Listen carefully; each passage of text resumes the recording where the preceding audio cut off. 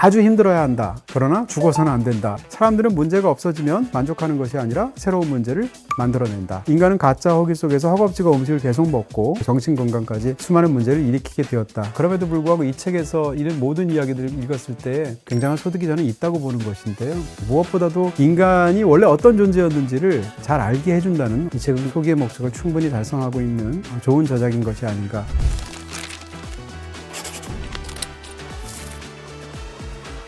BTV 이동진의 파이학회 안녕하세요. 저는 이동진입니다. 사실 오늘 이 방송 녹화는 이전에 저희가 6년 동안 스튜디오 겸 또 사용하기도 했었던 작업실이기도 한 이전의 파이학회를 떠나서 새로운 파이학회로 저희가 옮겨와서 녹화를 하게 되는 최초의 방송입니다. 그래서 또 마음이 더 새롭게 느껴지기도 하는데요. 이 공간의 구석구석에 대해서는 아직도 저희가 좀 정리가 덜 끝난 상황이기도 하고 해서 또 다른 기회를 통해서 여러분께 적극적으로 소개해드리도록 하겠습니다. 이달의 베스트북 시간입니다. 2025년 7월 제가 읽었던 책들 중에서 가장 뛰어나다고 생각이 들기도 하고 또 무엇보다도 여러분들께 꼭 추천드리면서 또 이 책을 알리고 싶다는 마음이 들었던 책은 바로 편안함의 습격이라는 책입니다. 미국의 네바다 주립대학교의 교수이기도 한 그리고 또 저널리스트이기도 한 마이클 이스터가 쓴 책인데요. 편안함의 습격이라는 책 제목이 보여주는 것처럼 이 편안함의 습격을 통해서 현대인들이 어떤 문제에 처해 있는지 관한 이야기들과 또 저자가 직접 겪게 되는 정말 파란만장하고 엄청난 그런 모험의 여정의 이야기를 두 가지를 겹쳐서 쓰고 있는 흥미진진한 책이라고 말씀드릴 수 있습니다.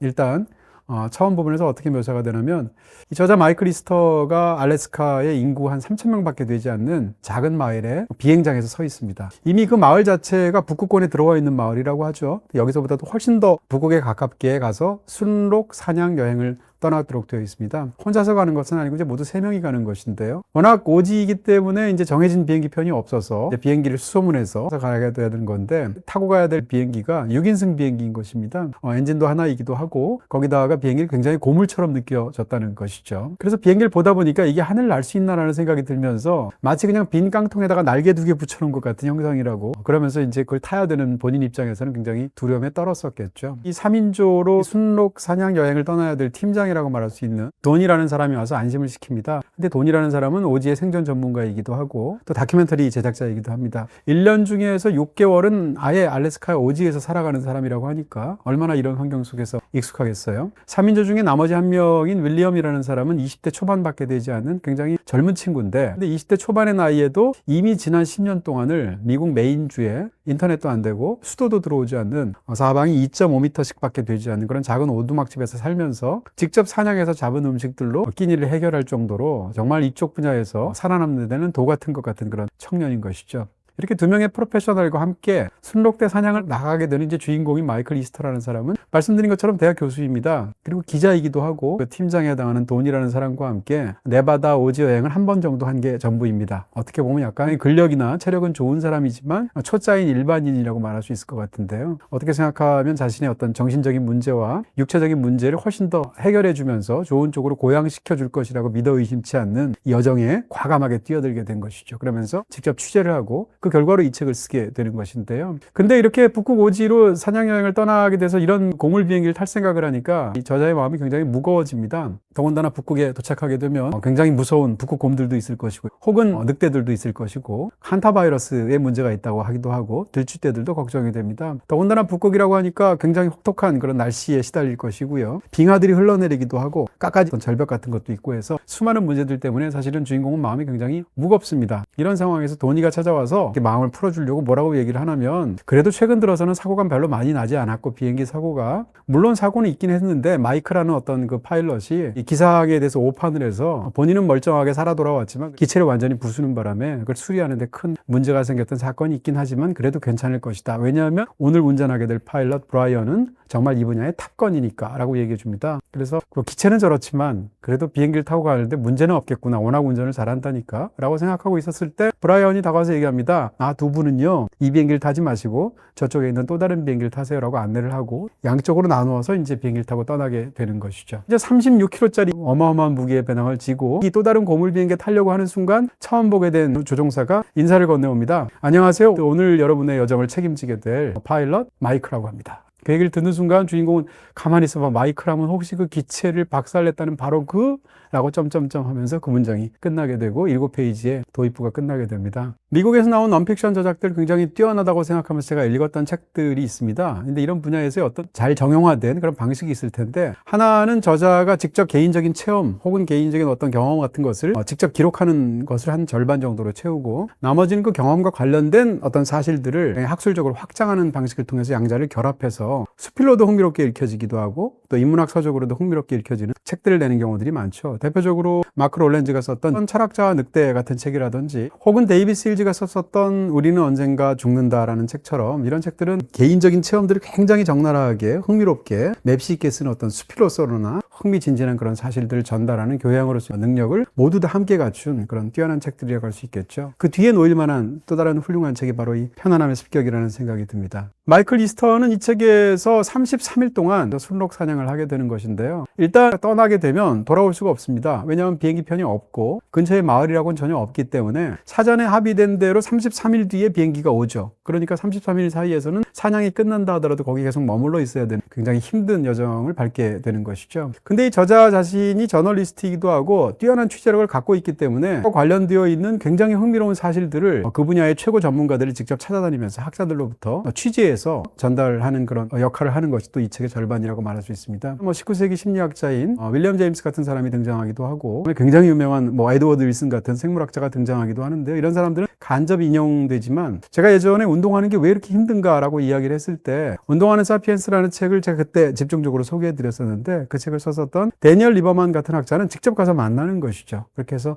자세히 그의 목소리를 육성으로 담아두는 방식으로 해당 분야의 지식들을 전달하고 있습니다. 더군다나 이 저자의 마이클 이스터가 굉장히 글을 잘 쓰는 사람들이라서 유머러스하고 맵시 있게 글을 쓰기 때문에 그런 탐험기를 읽을 때는 그 자체로 하나의 문학작품을 읽는 것 같은 느낌까지 줍니다. 이 장대한 모험의 여정에 관한 부분에 대해서 떠올리게 되면, 제가 2년 전에 여러분들께 올해의 책으로 선정해서 소개해드렸던 책이 있습니다. 존 윌리엄스의 부처스 크로싱이라는 또 다른 뛰어난 소설이었던 건데요. 그 부처스 크로싱에서 내내 묘사했을 것 같은 19세기의 사냥 여행을 20세기, 21세기 이 알래스카로 옮긴 다음에 빌 브라이슨이 유머와 재치를 이렇게 버무려서 쓴 것 같은 그런 구조를 갖고 있습니다. 어쨌건 이 책의 절반을 이루는 것은 그런 문학작품을 읽는 것 같은 재미가 있고, 나머지 절반에서는 너무나 익숙하기 때문에 문제가 될 것이라고 생각하지도 않았던 부분에서 우리를 제대로 일깨워주는 그런 이야기들을 잔뜩 담고 있기도 합니다. 책 제목이 편안함의 습격인 것처럼, 인류는 기본적으로 불편한 환경 속에서 오랜 세월 살아왔다는 것입니다. 자연을 상대적으로 조금이라도 통제를 하고 조금이라도 편안함을 누리는 방식으로 활동을 해서 결국은 인류는 어떤 그 번영에 좀 더 이렇게 유리한 환경 쪽으로 진화해 왔다는 것인데요. 예를 들어서 제2차 산업혁명이라고 할 수 있는 19세기 말에서 한 20세기 초반의 상황부터 사실상 전기를 이용한 전등이라든지 또는 많은 어떤 가전기구의 발명이라든지 이런 것들이 있게 되는 것인데요. 사실은 호모사피엔스의 전체 역사 속에서 인류가 지금 같은 편안함을 누리게 된 것이 0.03%밖에 되지 않는다고 하죠. 이 얘기인즉슨 인간은 기본적으로 그 오랜 세월 동안 불편함을 견디도록 인체가 만들어져서 그에 맞게 진화해 왔는데, 더 이상 그런 불편함은 없고 이 편안함이 극단까지 도달한 상황 속에서 생각지도 못했던 수많은 문제들이 터져나오게 되었다라는 것이 이 책의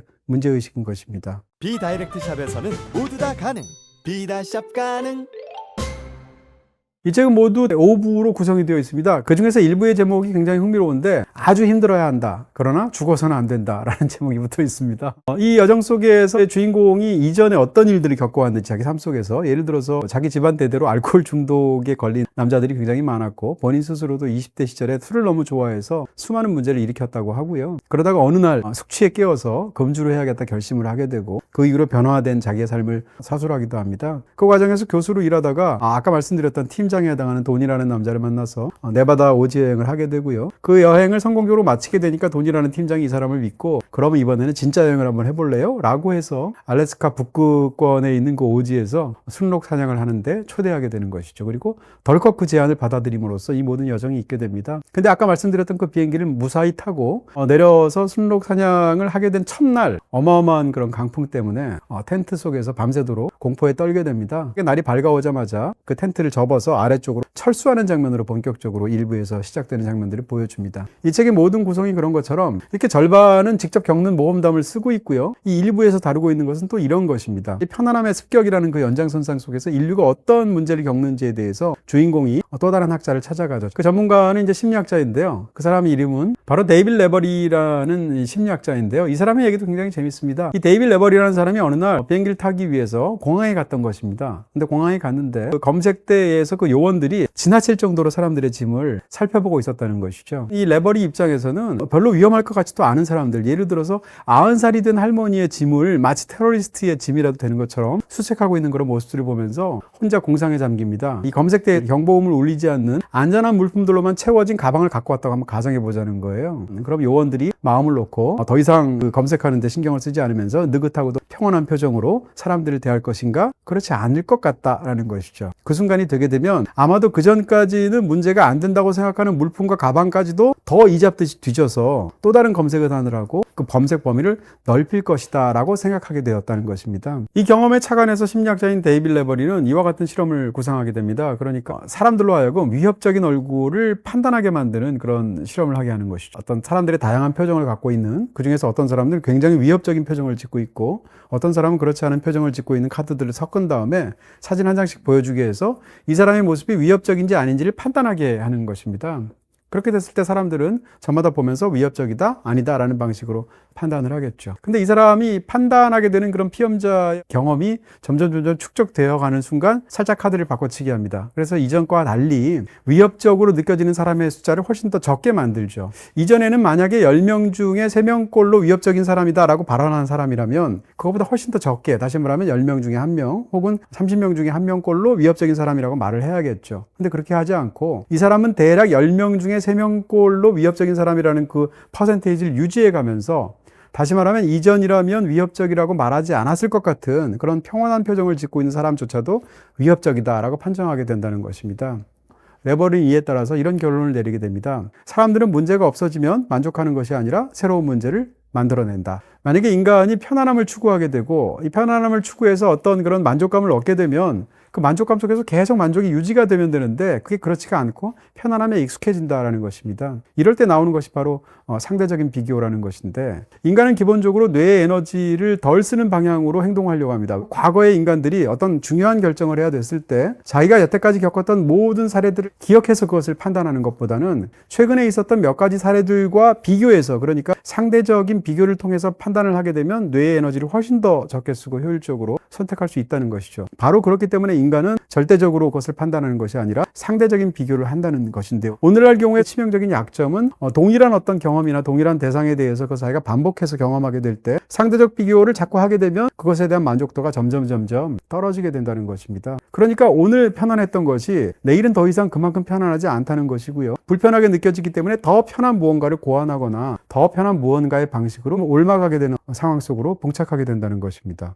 이와 같은 문제의식을 통해서 저자인 마이클 이스터는 2부와 3부와 4부를 통해서 어떤 인간이 겪는 그런 문제들을 그룹화하고 있습니다. 그런 그 그룹화된 문제점은 자기가 이 사냥 여정에서 겪는 문제점과 고스란히 이렇게 병행해 가면서 묘사한다는데 이 책이 묘미가 있는 것인데요. 예를 들면 2부에서의 제목은 따분함을 즐겨라 라는 것이고 3부에서의 제목은 배고픔을 느껴라 라는 것입니다. 그리고 이어서 매일 죽음을 생각하라 라든지 아니면 마지막에 되면 짐을 나르라 라는 것까지 이어지게 되는 것인데요. 여러분이 이렇게 상상할 수 있는 것처럼 지금 말씀드렸던 이 4가지 곤궁한 불편함은 이 사냥 여정에서 겪었던 가장 힘들었던 4가지의 불편함이기도 합니다. 일단 첫 번째는 따분함이었던 것인데요. 북극의 한복판으로 가서 이 순록 사냥을 하게 된다고 했을 때 처음에는 이 경이로운 자연 경관에 넋이 나갈 정도로 몰두하게 됩니다. 그렇지만 그것도 하루 이틀이고 한두 시간이고 순록대가 어떻게 움직이는지 계속 관찰해야 되고 동일한 지점에서 계속 매복해서 그들을 바라보는 일들까지 그 속에서 변하는 것도 없는 것 같고 인간은 굉장히 따분해질 수밖에 없죠. 그래서 그런 무료함을 견디는 것이 이 여정에서 더군다나 라스베이거스라는 도시에서 살았던 이 교수의 입장에서는 굉장히 힘든 그런 상황이 됩니다. 하지만 이 책의 나머지 부분들에서 역시 또 밝히고 있는 것은 이 따분함이라는 것이 인간에게 얼마나 중요한 것인가라는 것에 대한 부분인 것입니다. 다시 말하면 인류는 왜 따분함이라는 기분을 느끼게 되었을까? 거기에 대해서 전문가인 학자들을 찾아서 물어보게 됩니다. 여기에 대해서 인류학자는 이런 설명을 하고 있습니다. A라는 사람이 만약에 선사시대에 있었고 B라는 사람이 선사시대에 있었다고 생각해 보자는 거예요. 이 두 사람이 똑같이 어떤 열매를 따서 채집 활동을 해서 가족을 먹이기 위해서 과일을 따로 한번 갔다고 가정해 보는 겁니다. 처음에는 이제 만약에 과일이 탐스럽게 열린 나무가 있다고 친다면 낮은 데부터 따기 시작하겠죠. 그러다 어느 순간이 되면 점점점 아랫부분에 있는 과일을 다 따니까 윗부분에 있는 과일을 딸 수밖에 없을 것이고, 그럼 훨씬 더 많은 에너지가 들겠죠. A라는 사람은 따분함을 잘 느끼는 사람입니다. 그러니까 밑에 있는 과일을 따다가 점점 더 많은 수고롭게 따야 동일한 과일을 딸 수 있는 지경이 되게 되면 따분함을 느끼고 이 상황을 견디지 못해서 그럼 낮은 데 있는 또 다른 과일은 없나? 해서 옆나무 혹은 또 다른 숲으로 간다는 것이죠. 그렇게 해서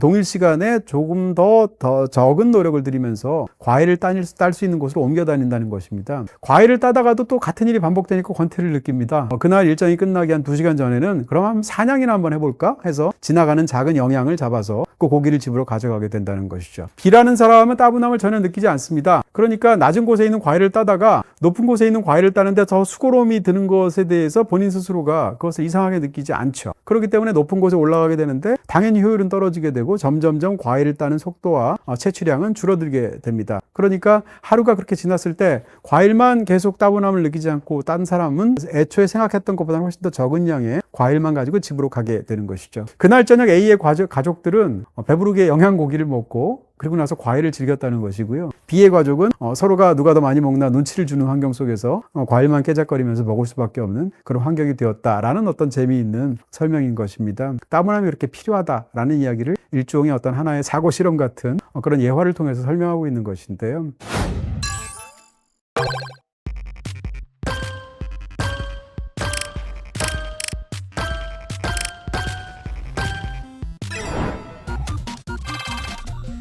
모든 장르를 한 번에 플레이. BTV 올 플러스. 영화, 퀴즈, 다큐, 애니는 물론 드라마, 예능, 실시간까지 한 번에. BTV 올 플러스.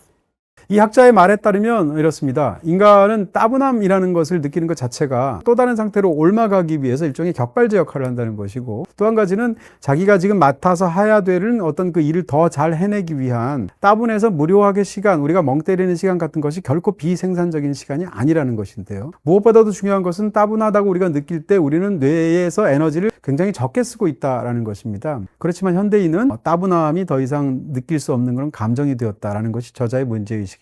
1920년대가 되면 라디오가 나오게 됩니다. 그리고 1950년대가 되면 텔레비전이 확산되어서 사람들이 더 이상 무료한 가운데 속에서 공상에 빠진 일들이 점점점 줄어들게 되었다는 것이고요. 그리고 저자가 말하는 운명의 2007년 6월 29일이 찾아옵니다. 바로 아이폰이 처음 출시된 날이라고 하는데요. 스마트폰이 나오게 되면서 인류는 사실상 따분함을 느낄 수 없는, 그러니까 따분함이라는 감정은 사망 선고를 선고받게 되었다라고 저자는 표현하고 있습니다. 뭔가 지루해지면 줄을 서 있다가도 핸드폰을 꺼내서 뭔가를 검색한다든지 체크를 한다든지 하는 일들을 하게 됩니다. 다시 말하면 예전에는 따분하면 그 따분함 때문에 그 속에서 수많은 공상들을 하게 되고 생각들을 굴리게 되고 생산적인 돌파구를 찾게 되는 것인데, 이제는 따분함을 느낄 새도 없이 자극에 계속 스스로를 노출시키는 방식으로 삶을 살아가게 될 수밖에 없다는 것이죠. 예를 들어서 이제 이 책에 따르면 미국에서 휴대폰을 하루에 손가락으로 미국인들이 터치하는 횟수가 평균적으로 2,600번이라고 하죠. 그리고 또 이 2,600번의 터치 속에서 휴대폰뿐만 아니라 디지털 기기를 사용하는 시간이 하루 평균 11시간이라고 합니다. 무엇보다도 따분함을 이와 같은 방식으로 해소를 하게 되면 뇌는 계속 에너지를 자극에 대해서 새로운 정보에 대해서 써야 되는 그런 문제가 생기게 됩니다. 그렇기 때문에 수도 없이 이런 것들을 보게 되면 사실상 그 모든 것에 인간이 몰두될 수밖에 없는 그런 문명의 한 복판에서 인간은 더 이상 따분함을 느낄 수 없는 존재가 되었는데, 그 속에서 인간의 뇌는 계속 혹사당하고 있다는 것입니다. 이것이 삶과 일상에서 혹은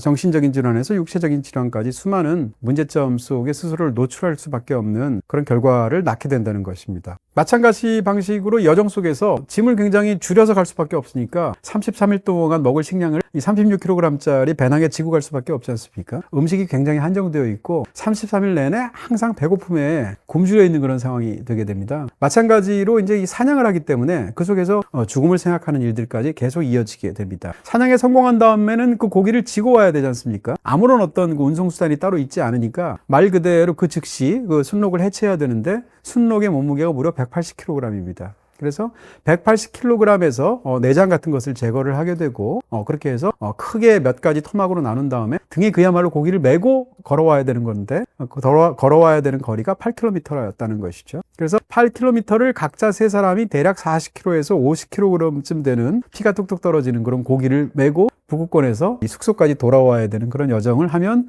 이 모든 일들이 끝나게 되는 것입니다. 이 일들에 대한 굉장히 생생한 묘사가 있는 것인데요. 이 과정 속에서 말씀드린 것처럼 죽음을 생각할 수밖에 없고 배고픔을 느낄 수밖에 없고 무거운 짐을 나를 수밖에 없겠죠. 근데 지금 말씀드렸던 이와 같은 불편함들이 사실은 불편한 것이 아니라 인간에게 굉장히 중요한 것으로서 작용하는 현대인이 잊고 있는 무언가를 전해준다라는 것을 학술적으로 이 책은 뒷받침하면서 그것을 설명하고 있는 것입니다. 한 가지만 말씀을 드린다면 배고픔을 느낀다고 했을 때 이 배고픈 시간, 그러니까 음식을 먹고 나서 대략 12시간에서 16시간 정도의 공복기가 가게 되면 더 이상 이제 음식이 들어오지 않기 때문에 인체에서는 호르몬들 같은 것이 분비가 되는데요. 대표적으로 스트레스 호르몬이라고 하는 코르티솔 같은 호르몬, 혹은 아드레날린, 혹은 테스토스테론 같은 게 분비가 되어서 자 이제 음식 같은 것이 들어오지 않기 때문에 너 몸에 과잉 저장되어 있는 그런 어떤 조직이나 혹은 양분 같은 것들을 태워서 빨리 에너지를 얻어라고 이 호르몬들이 명령을 내린다는 것이죠. 그럼 이제 인체는 이제 이런 것들을 활용하게 되는 것인데요. 잉여 칼로리 형태로 몸에 축적되어 있는 지방 같은 이런 것들을 태워서 에너지를 얻게 되는데 이 공복 기간 동안. 근데 이런 것을 태울 때도 인체는 굉장히 현명하고 효율적이어서 왕성하게 활동하는 조직들 같은 것은 건드리지 않는다는 것입니다. 휴지 상태에 들어가 있는 세포나 죽어가는 세포나 아니면 죽은 세포를 없앤다는 건데요. 다시 말하면 배고픔을 인간이 충분히 느껴야 이 자가 포식을 통해서 인체를 훨씬 더 건강하게 만들어주는 그런 일들이 겪게 된다는 것인데 이게 과거에는 가능했다는 것이죠. 왜냐하면 인류가 수렵을 하고 채집을 하고 사냥을 하는 그런 시기에는 해가 떠 있는 낮 동안은 먹었죠. 그렇지만 밤이 되면 사실상 음식을 거의 취하지 않았기 때문에 이 모든 것들이 가능했었겠죠. 그리고 인체는 거기에 맞게 이 배고픔이라는 것을 견디는 방식으로 그렇게 살아왔었겠죠. 하지만 이제는 무엇보다도 주변에 음식이 널려 있습니다. 그러니까 밤 늦은 시간까지도 간식이라든지 다양한 것들을 통해서 음식을 계속 지속적으로 먹는 것도 문제가 된다는 것이죠. 이런 상황에서 인간이 배고픔을 느끼는데 실제로 막 배가 고파서 허겁지겁 음식을 먹는 경우는 거의 없다는 것이고요. 허기는 두 종류가 있다는 것입니다. 진짜 허기가 있고 가짜 허기가 있다는 건데 진짜 허기는 진짜 배고파서 먹는 거죠. 가짜 허기는 일종의 보상 허기라고 해서 배고프지도 않는데 음식을 먹는 것입니다. 이랬을 때 이 가짜 허기를 통해서 인간은 사실은 더 이상 먹을 필요가 없는 그런 상황인데 과잉으로 음식을 섭취한다는 것입니다. 이게 문제가 안 됐다는 것입니다. 인간이 왜 가짜 허기를 느낄까? 진화론적으로 이야기를 하게 된다면 옛날에는 음식이 충분하지 않았기 때문에 칼로리가 너무 중요합니다. 이 상황에서 내가 지금 배가 부른다 할지라도 그 이상의 음식을 계속 꾸역꾸역 넣어야 잉여 칼로리를 섭취해서 그것을 지방이라든지 또 다른 여타 형태로 몸에 비축을 하게 되면 음식이 없어서 굶어야 하는 상황 속에서 그것을 태움으로 인해서 버텨낼 수 있게 되었다는 것이죠. 그래서 인간들에게는 가짜 허기라는 현상이 있다는 것인데요. 근데 더 이상 인간의 생존 조건이 더 이상 몸속에 음식을 미리 비축할 필요가 없는 것이죠. 그럼에도 불구하고 인간에게는 가짜 허기라는 습성은 그대로 남아있어서 음식을 계속 섭취한다는 것입니다. 더군다나 현대 문명에서는 음식을 계속 섭취하도록 다양한 마케팅이나 광고를 통해서 혹은 주변의 사람들을 통해서 자꾸 그 사람을 그쪽으로 밀어붙인다는 것이죠. 그렇기 때문에 인간은 가짜 허기 속에서 허겁지겁 음식을 계속 먹고 그런 과정 속에서 과체중이라든지 이런 형태를 통해서 인간의 건강, 또 정신 건강까지 수많은 문제를 일으키게 되었다라는 이야기입니다. 마지막 순간이 되면 사냥에 성공을 해서 그 180kg의 순록의 사슴고기를 세 사람이 나누어 지고 8km를 걸어서 숙소로 돌아옵니다. 얼마나 기진맥진했겠습니까? 40kg, 50kg 되는 그 고기를 지고 오려면 중간에 쉴 수도 없답니다. 무거워서 중간에 쉬려고 고기를 내려놓는 순간 그 고기를 다시 짊어지기 위해서 올려주는 것 자체가 어마어마한 노동이기 때문에 유일하게 쉴 수 있는 방법은 40-50kg의 고기를 이 어깨에 맨 상태에서 이 상체를 지면과 수평이 되도록 서서 쉬는 거죠. 그것이 유일하게 쉬는 방법이라는 건데요. 그 방법을 통해서 8km를 통해서 돌아온 다음에 얼마나 지쳤겠습니까? 하지만 그 저녁에 자기 평생 먹어본 가장 맛있는 스테이크를 먹게 되었다라고 쓰고 있고요. 그날 12시간을 잡니다. 그래서 다음날 아침 9시가 되어서 전날에 있었던 그 뿌듯한 일을 이야기를 하면서 이야기는 점점 끝나가는데 생각해보니까 마실 물이 떨어진 겁니다. 그래서 마지막으로 저기 또 800m 아래에 있는 개울에 가서 물을 길러오기 위해서 하이킹을 시작하면서 이 책은 마침내 끝이 납니다. 지금 말씀드린 방식을 통해서 다양한 것들, 그러니까 따분함이라든지 배고픔, 혹은 죽음의 문제나 아니면 짐을 나르는, 그러니까 근력을 사용하는 문제들까지 다양한 문제들을 이 사냥의 순간순간하고 엮어가면서 설명하고 있는데요. 지금 말씀드린 것처럼 이 한바탕의 여정 자체가 굉장히 흥미롭기도 하고 그 여정에서 그것이 우리에게 전달해주고 있는 굉장히 학술적이면서도 흥미진진한, 어떻게 생각하면 약간 교훈이라고까지 말할 수 있는 것 같은 그런 흥미로운 교양들이 담뿍 담겨져 있는 훌륭한 책이기도 합니다.